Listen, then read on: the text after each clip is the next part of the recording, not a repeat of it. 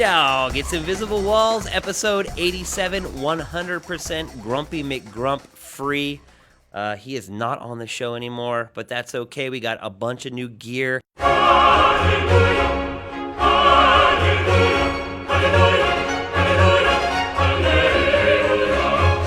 Tomorrow night, the Spike Video Game Awards on at 8 o'clock. Check it out. 10 world premieres. Lots of cool stuff in the show. Speaking of which, we got some really awesome stuff in this show as well, surprisingly considering all the big games have already come out. And to my right, the replacement for the grumpy one, if there ever could be one, Ryan Stevens, the new co-host of Invisible Walls. I always thought I was a fairly happy guy, not very grumpy. This is weird talking to this microphone. Yeah, our new mics are not like lost. We actually have to physically speak into the mics. So probably the first couple weeks we're going to hear some in and out audio here and there as we look at each other. We'll work out the kinks as we go, but I think it's a fair trade-off for the porn star breathing. I'm still kind of reminded of porn stars as I look at the mic, though. What do you mean by that? I don't know. Can't really put my finger on it, and I wouldn't want to. Also in on the show today, Justin Spear. Hi, guys. And he should It's also been be a while. becoming a permanent fixture on the show. You'll be hearing a lot more from, is it the deputy? Is it the Sheriff of Nottingham? I don't know if that's I just sticking around. Let's keep moving up the ranks. You'll be I don't seeing know. a lot more of Mr. Spear and hearing a lot more of Mr. Spear on the show as we go forward. Also, Patrick Morales is here today, and I can hardly see you trying to look over top of this microphone. Yeah, and it doesn't help that I'm huddled in my sweater here trying to stave off the cold. Yeah, we're also in a new room, and it's about 22 degrees in here. So if you hear any Yep. teeth chattering, at least it's not a microphone problem. Also in here today is Miguel Lopez. Hi. All of these disclaimers are for you guys to mitigate your expectations. And to give It's us an not- excuse for when the show sucks. A lot of people are looking up the word mitigate right now. Mitigate. All right, let's do it.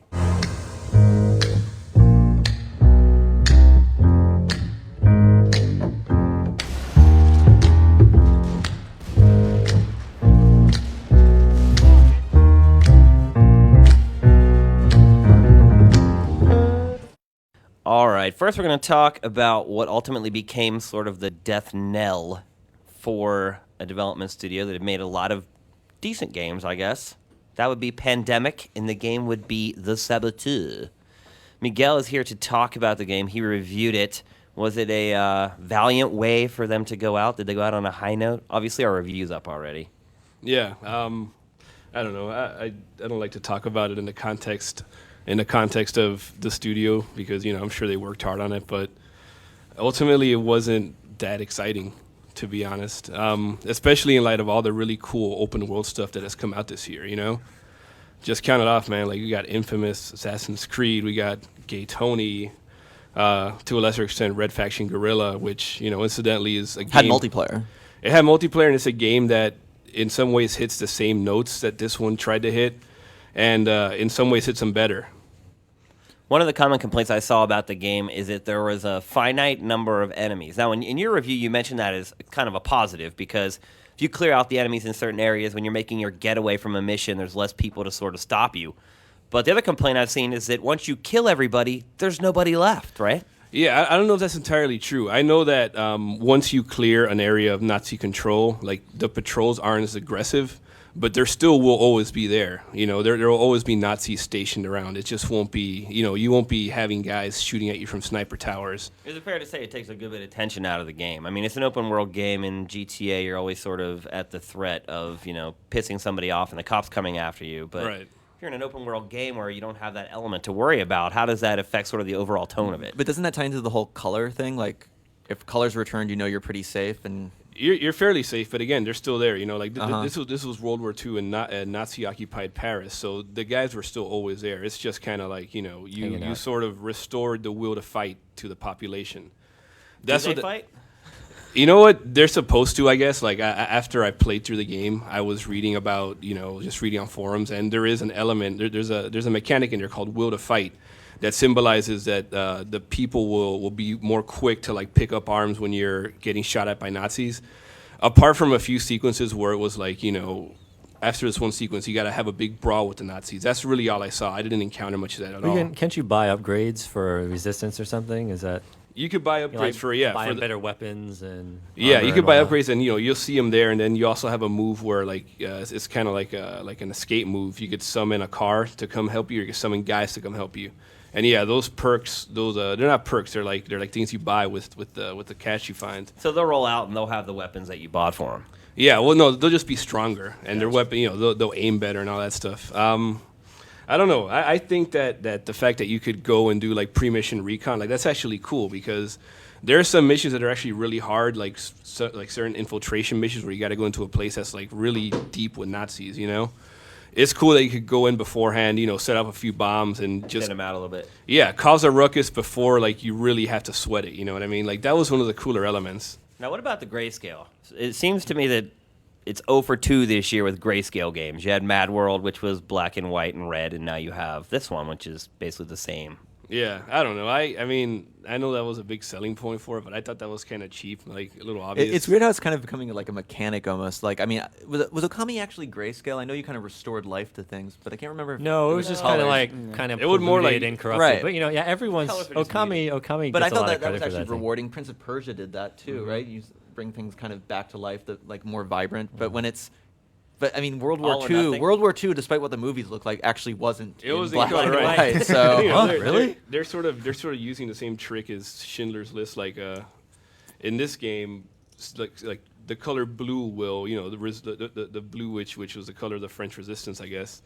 All the stuff that's blue in the game will still appear blue in the black and white scene. So like one character has a blue scarf. Your character's got blue eyes.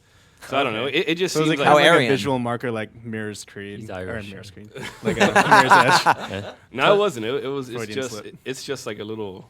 Just like a little flourish, a trick that's meant to like say, these guys are evil and we're holding down the torch of humanity or some shit. Now, Miguel, what, if anything, does this game do for the World War II Bad game? accents. Yeah, Say what? said bad accents. Yeah. I don't know. I think most of the World War II games we play, you're a soldier or a marine or something. In this one, you're in a city. You kind of get. Theoretically, you would have gotten to see all the screwed up stuff that happens under Nazi occupation that happened under that time. But Well, hopefully you don't see all of it.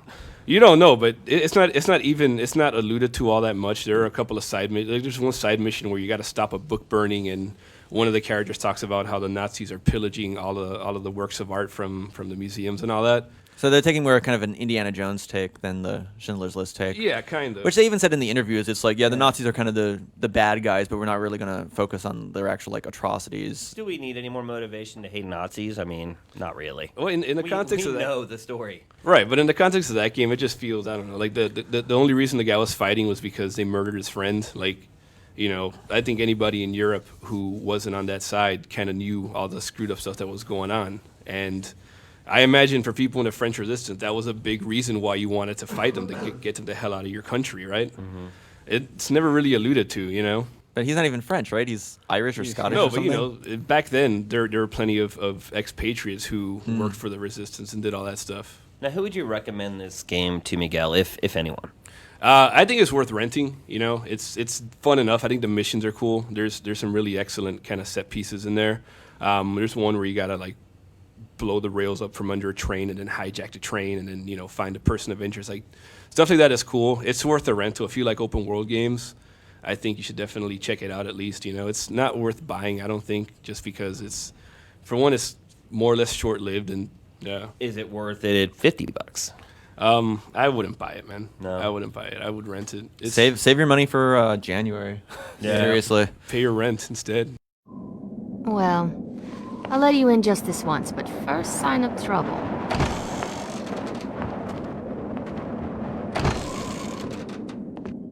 All right, next we're going to talk about a game that I think we were all pleasantly surprised by. Silent Hill. Shattered Memories. Like, the wonder if the mic creepiness, picked that up. kind of. Yeah, Went Justin, down, you your reviewed voice. this game. I think we were all a little surprised there's no combat in the game, right? None. Well, they kind of mentioned it early, and people. I think I asked in an interview. I was trying to be direct. I'm like, so basically, you strip combat out of the game, kind of just to get a rise. I'm like, we didn't really do that, so. But they did, But, right? what they've kind of done, you can toss a guy off of you. It's not really direct confrontation, but all of the terror parts of the game, or you're in an isolated section, things get all freaky and the environment ices over. You'll have some like things you have to crawl under. They'll block some doors. There'll be some big gaps, and then you have to find your way through while you're being chased by these little naked, fleshy pink guys. So it's all evasive. You're always There's running no away. combat, though. You're just running away at certain segments. How do you shoot? Huh? How do you You bash? you don't shoot. You don't bash. Can you level up? You don't level up. Are there It's not- levels? Can you grind? This is a game without levels. It's, No, the running stuff, but it gets a little too much at some points, right? I mean, it's the same thing, but Well, I saw you it's- get yanked it's- out from it under a is- bed, and that was pretty awesome. Yeah, no, it is pretty scary. Yeah, there's some places you can hide. It's not usually a good idea. Otherwise, you'll find flares, which kind of, the guys will be They're afraid of the light. they'll shirk away from. Can it and be you like, shine your "Eh." flashlight on them, or does that not really do anything? They don't really care about that. Okay. Yeah. I don't know. Being Although it is a powerful, Like- it is an extremely Yeah, it's like powerful a- flashlight. I don't really care about that. I don't know. Being chased is a cool mechanic, but if used sparingly, It works Call of okay. Cthulhu, It Dark works- Corners it of the works Earth had a okay. cool chase scene, but I Yeah. think if you did it a lot, but most of the time I saw you playing, it was more like adventure game stuff. Yeah, it's more of an adventure game. Find this item, take it A there. lot of puzzles and a lot of A exploring. lot of and key it's- codes. Huh? Yeah, well, not really key codes, but you can, flip through the channels on the security monitor and then you like disengage a door. There's a lot of Wiimote stuff, pick stuff up. Oh yeah, turn over. we're- But just looking around with the flashlight is actually really fun. It just feels really natural. All the textures in the game are all great. So if you want to read something, you just walk up and read it. And if you hold your cursor in a certain point, if the character has something they'll say, you'll say it. So you're not walking around like hitting A to interact with something. So it's actually pretty cool. It brings you in a little more. I I remember played it- it. Go ahead, Miguel. I remember in your review you mentioned how there's like a lame trial and error element to the chase scenes. Yeah, well, you keep How does getting that- back to the chase scenes. You guys are crazy for it. But yeah, the game's clearly split, right? There's chases and whatever, but some of the more difficult ones, it's really like a maze. You feel like you're in a maze and you're being hunted constantly. So, I mean, every once in a while, I would still do it. I would break out my cell phone, which does the cell phone's pretty cool. You can do a lot with it. You take pictures, reveal ghostly images. You can call people. They do a lot of hold the Wiimote up to your ear. Talk on the phone. I've never seen that done before. Huh? Well, it's So kind of like it's still kind of Engage? cool. It's still kind of cool. It's not an Engage. No, they made their own phone. but yeah, I would actually, if I feel like 3G? I have enough distance from the guys, I'll break out my phone, look at the map, and be like, what the because you can't see. I mean, you can see doors and where things connect. But they'll have like ice walls blocking things off, or they'll put a huge gap. You can't go that way, so you have to turn right. So the first time you're going through it, you're really like, where am I going? Where am I going? And it's pretty tense and it's scary. Sometimes you'll find your way through without too much problem. But later on in the game, I mean, at some points I just got kind of confused. And you're like, oh God, you just stand still and just I'll let the guys bring me down already and pet me and love me, and then I'll get another Is chance. there any interesting horror apart from those chase scenes? Like when you're doing with your flashlight and your iPhone, like is Where there, does they the do tension have- come from? Well, it's not so much tension, but you're gradually uncovering a story which is disturbing, and the things that have. It's Harry. It's Harry, not Henry. There's both in Silent Hill, but yeah, he's looking for his daughter, and so you're looking at these weird things from the past. Nothing quite makes sense. There's different people living at your house. So he's kind of confused. But for little kind of scary things, they have places in the environment where you'll get a static feedback, and then if you go. Like you'll see, like a ball will fall and roll down or something, or a trash can will kind of explode, or something will wave in the breeze, and then there'll be some kind of disturbing memory or something that's tied to it. So you kind of gradually uncover and like what happened to these people, what am I actually doing here, stuff like that. And at the beginning, you take a personality test. Does that actually alter the game at all? Because I know they were saying that it could change how things happen. It's actually throughout the game, like every so often, kind of be like, okay, let's talk about that, or we're really making some progress here. Yeah, the guy's kind of a dick, the psychiatrist, and he really tries to provoke you toward the end. Although there's not so much you can do. You can basically nod yes or no with the remote, and he'll give you these tests like. He'll tell you like kind of a story. It sounds like a parable, and you put the figurines in order from guiltiest to least guilty, or who's most responsible for this person's death. Or he'll give you pictures and say which of these people are asleep and which ones are dead. And he's like, they were all asleep. You sick. Why'd you put him on the dev category? Like, I don't know. Do you think you were able to discern the kind of impact of your choices during the psych profiles the first time I through? didn't get to. I haven't played the game through completely twice, but there are some places where you'll see an area like I was in a high school and there's an art studio and then a planetarium, and the planetarium is clearly blocked off. I go through the art studio, you do some story stuff, and you make your way through there, and you never see the other place again. So I think that's a direction they would have taken you. Supposedly characters will dress a little differently, or they'll say different things. So it's hard to get an idea of exactly So it sounds like it's how not much really changes, but I could easily see, you could, if you're curious and you replay it, I feel like the game is, has enough kind of hidden or that it's holding on to that it would be interesting for you to play through it. And the game's kind of short, so replay is probably a good idea if you want to get your No, your it's money's a worth out of it. really, really good-looking game, and normally with Wii Oh, games for that Wii, look for good. Wii, yeah, the But see, I was like characters to say, we especially. always say for a Wii game. That's the caveat. Yeah. But in all honesty, I think this game is one of those games where you don't have to say for Other a than Wii. other than not being super crisp graphics, I mean, no, it looks good. The characters look good. They The look characters pretty look better realistic. than the characters in Assassin's Creed 2. Yeah, I'd They mention that animate on better. Office, and Their they facial do. features look more natural. They do. They look a little less creepy. Yeah. actually. Which is And the strange, but, texturing in it is amazing. Like I was walking by while you were playing it, and there was this sort of list of text there, and you could just look at it in the game. You could read it as clear as day. Yeah, well, you'll go into a place and you'll see like boxes around. The box will say fragile. It'll have things written on it in marker. It'll have some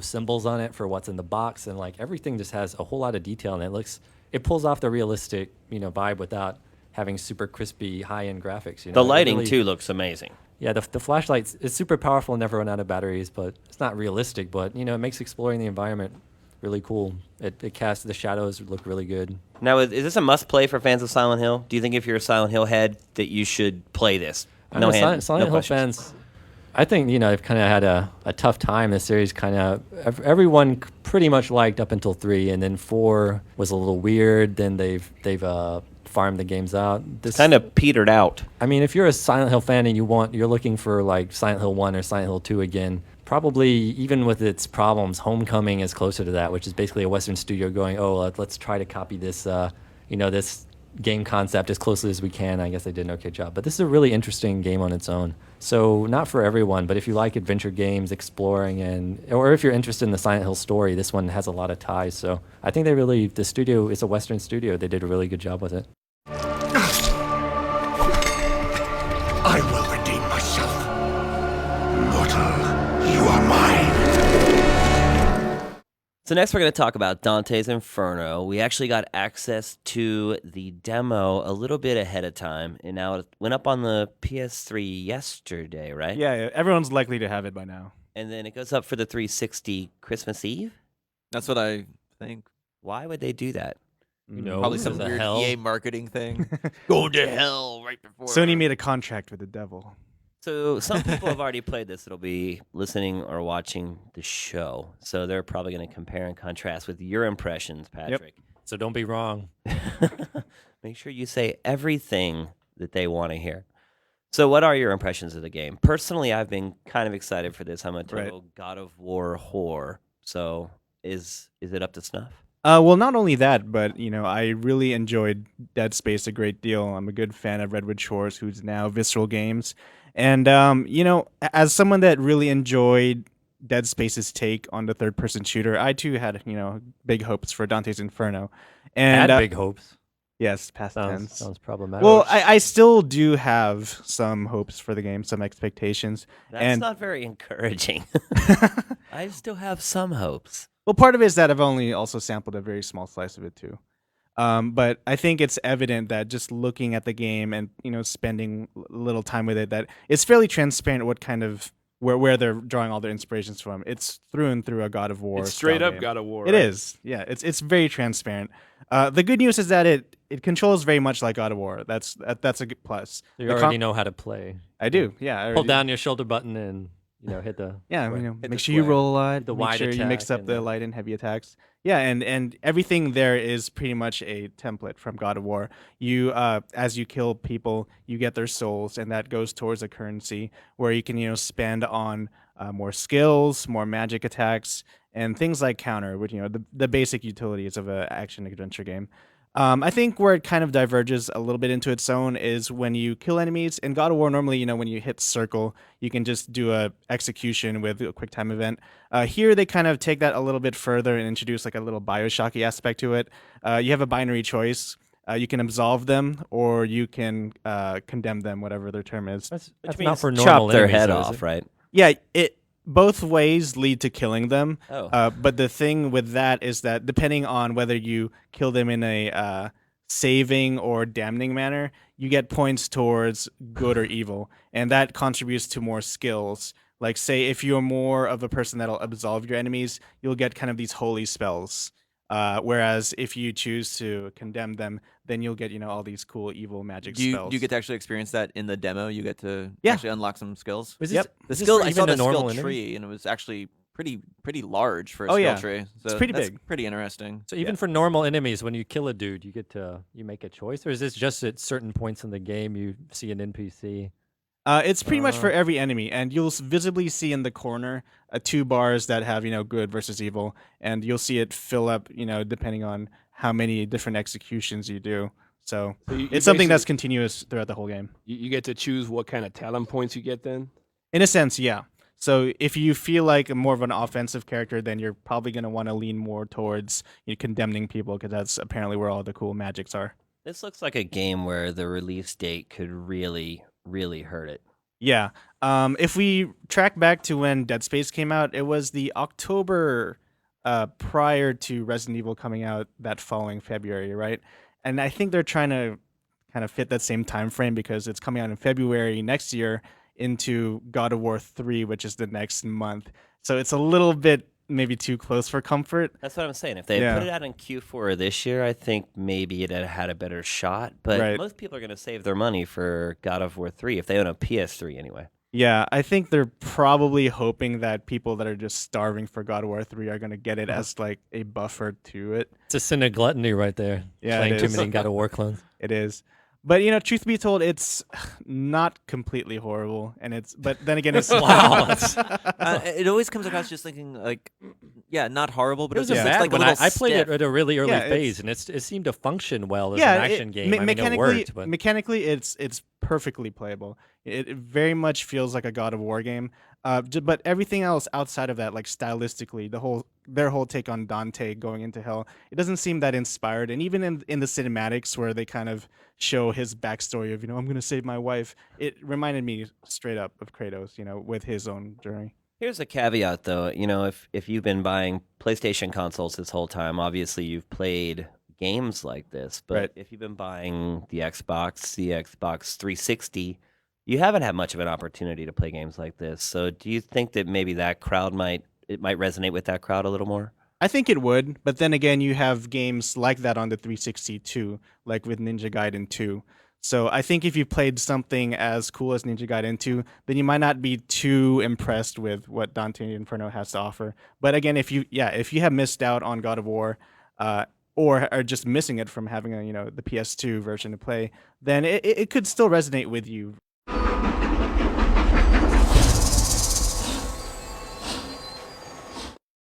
So last, but certainly not least, Red Dead Redemption. I actually got to check out this game about 3 weeks ago, and the embargo has finally expired. I got to check out a couple hours of the game. First of all, let's talk about the first Red Dead. What were some of the things you guys didn't like about it? Crickets.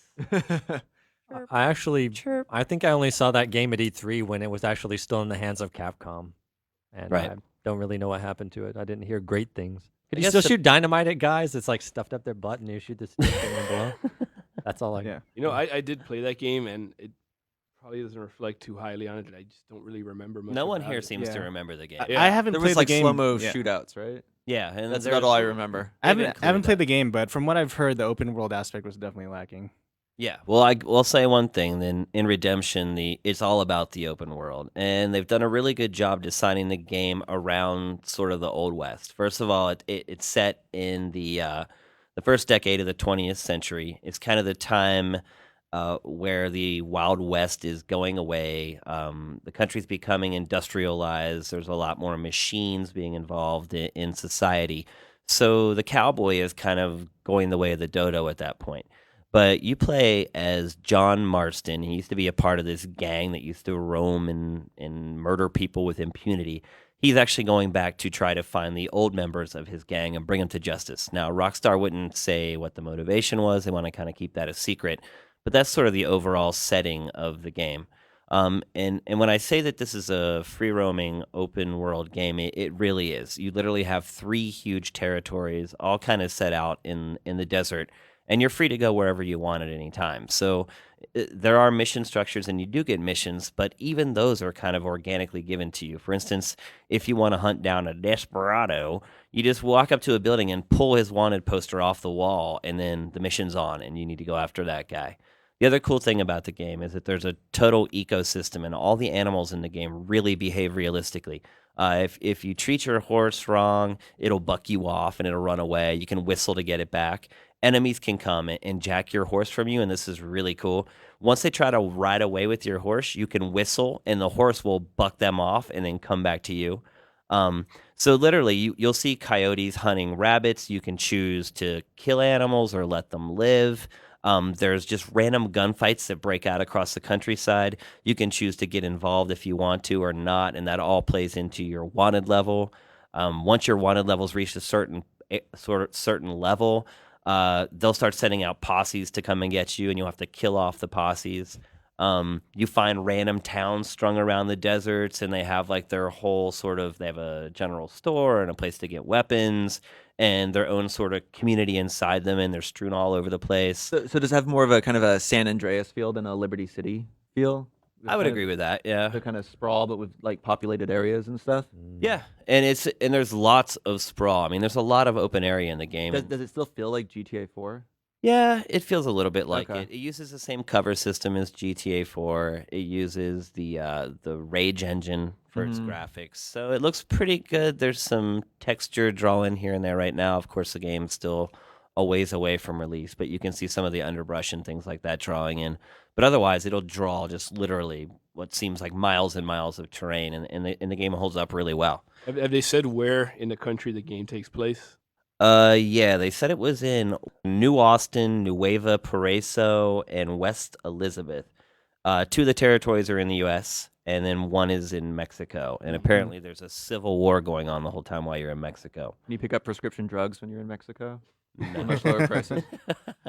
Well, one thing that Rockstar's always good at is creating these characters. Did you feel like with the short time you've had that John Marston was something, like a cool character to invest John in? Marston. I mean, it was hard to get that impression from the limited time I saw it. I mean, because they were just kind of like, they wanted to show me all the features of the game so I get a good idea of it, and they didn't go too far into the characters. They didn't want to devolve too much about the plot. Did he seem more John Wayne or more Clint Eastwood? Or was he a real character? Well, I mean, those are the kind of The Western archetype. stereotypes you keep Weren't running those into. guys kind of the same? No. What's the difference between John Wayne was and kind Clint of always Eastwood? like a straight shooter, and Clint Eastwood was kind of like the anti-hero. John Wayne's lawful good, and Clint Eastwood is chaotic good. Yeah. Well, the lead character in the game used to be a bad guy, and from what I could gather from the hints that they dropped, he's kind of tried to step away from that life, but he's been pulled back into it unwillingly. Is there lassoing? There is lassoing. How the hell's that work? You just Rotate your hand lasso. on a stick. I mean, yeah, do you just press a button or I don't remember. or is it The involved? other thing was that they didn't let me play the game, so I You can't can tell how comment things on actually it played. controlled or anything Okay. like that. They I was demoed wondering it about for the me. horse. Yeah, I didn't horse get a chance to driving control it style. at all. They drove the whole demo for me, and I just sat there and watched and basically took notes feverishly. But there's lots of really cool hidden stuff in the game, just like you'd see in GTA. Like I said, the wanted posters stuff I thought was really cool. Instead of just walking up to some dude and have him say, "Yeah, we need you to go get this guy." But you can jack stagecoaches, you protect stagecoaches. There's treasure that you find throughout the game. They give you like these little treasure maps that show you sort of definitive rock formations, and you need to go out into the world and actually find those formations. It's not like a map that So it says- shows you a it's kind of picture that of it and you organic. actually match it. Right. That's cool. Yeah, I mean, Yeah, I like that. the attention to detail in the game is definitely of Rockstar quality. I didn't feel like the first Red Dead really got there, but this one you can definitely tell that they're paying a really, really close attention to detail. There's dueling, which is going to be sweet. Lots of side games and mini games. There's gambling, pretty much anything you could do in the Wild West. You can save anywhere. Basically, Whoring. How about some whoring? You got some whoring? there are whores, but they play said that you will poker? not. They said you'll not be able to interact with the whores. So What? I want to Yeah. drink some whiskey and play some poker. I got a hankering for some poontang. What about like you mentioned how there's going to be you have like a sort of a persistent wanted level, Yeah. and they'll send like bounty hunters and posses after you. Like, does that apply to the whole world at large, or It does. And it's amazing how it all ties together. Like certain people will be on the lookout for you and they'll chase you down. You can see like an innocent guy just trying to travel across the countryside and get attacked. You can choose to either help that guy or you can let them kill him.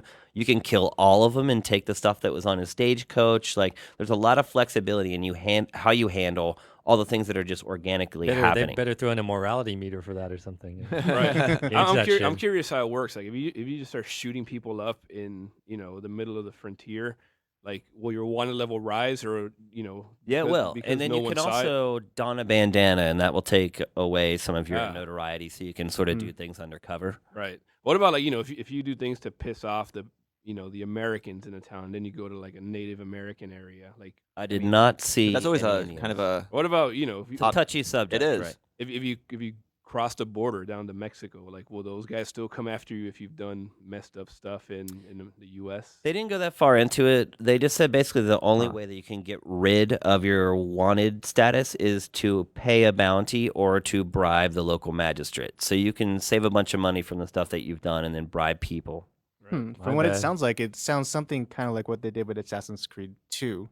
Because if you think about wanted levels in GTA, it's more of like a sequence than something that's actually continuous because you just Yeah, you it's know, ru- either you- when you- once it yeah. goes up, it's like once it cools off, it's totally reset. Yeah, as you like go. it's Yours just sounds that a little one-off, more like, right? oh, There, you know, there are wanted you're a zones in bad this, guy. like Mm. GTA. So there are points where you can ride far away enough from trouble and sort of solve your wanted level, but it also carries over a lot more than it did in the GTA games. But overall, I have to say I'm pretty impressed with the game. It runs well. It looks great. You can save anywhere. And when you save, you set up a camp. And as the game goes on, you can buy new items for your camp that sort of upgrades it. And your weapons will be sort of restocked with ammo after you spend a night at camp. It's a lot more robust than the last Red Dead. A lot more like GTA than the last one was. It So seems like it's just a really good setting to me. I mean, the Wild West, Yeah. it's kind of lawless anyway. So I mean, if people happen to die, well, Are there that's vultures that fly kind of overhead? that kind There of are- place. there are vultures overhead that That's you cool. can shoot down. Prairie dogs. They'll also tell you Tumbleweed where Polecats? you can also use the ecosystem to figure out where there are dead bodies. The vultures actually fly above dead bodies, so they'll point out points of interest to you through Maybe that. that guy dropped some loot. I think up to- overall people will be surprised though at all the things that you can do in the game, and it's coming out pretty quickly too. I think it comes out the end of March, so there's Wow, not much of a wait Jesus. for it. That's quick. What happened to L.A. Noir? Yeah, they didn't want to talk about that. Mr. Marshall! Come out, wherever you are! All right, that's going to do it for Invisible Walls episode 87. Marcus, our first show without him. I think we've done every show while he was here. I don't think he ever sat one out, to the best of my knowledge. That's true, but we'd work around his schedule. Right. He'd be like, oh, I can't come in today. Can you do tomorrow? I'm like, okay, Marcus. What about the dead? Don't say anything bad. Well, we definitely missed you this week, Marcus. Definitely want to throw some shout outs to you. Hopefully you're still going to watch and listen to the show, or you're just going to betray us. You can leave some comments in that comments. or mail us at. Don't forget tomorrow night, the Spike VGA Awards. Lots of big premieres. Definitely should check it out. I think you guys are going to enjoy the show. We'll see you next week. Invisible Walls is out.